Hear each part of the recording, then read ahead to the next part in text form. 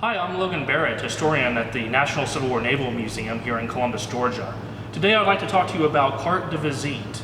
These mass-produced cards were an innovation in France that became wildly popular really beginning in 1860, right before the beginning of the Civil War in the United States.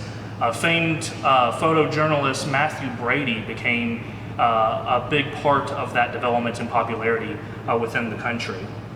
Now, at the start of the Civil War, these became massively popular for both sailors and soldiers as a way of creating memento to send home to family and friends.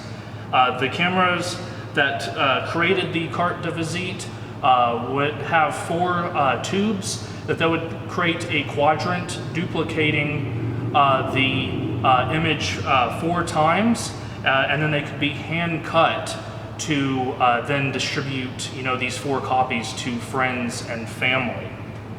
You see with these images, the men are usually standing quite proudly, maybe even with a little bit of swagger to them.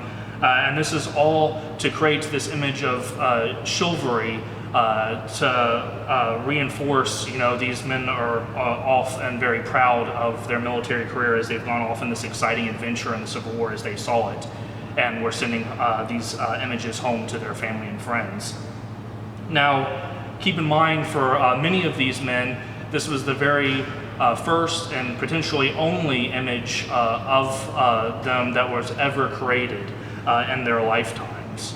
Now, besides just images of individual kind of commonplace soldiers and sailors throughout the war, mass-produced Carte de Visite of very famous, influential national figures, figures such as Abraham Lincoln or Ulysses S. Grant, were both bought and traded, almost like baseball cards of the day. So they would actually also develop albums, basically an early form of a photo album that you could then collect multiple of the Carte de Visite per page, and then potentially upwards of hundreds of Carte de Visite per album. In this way, it really inspired collecting of these cards that became really a phenomenon during the Civil War period.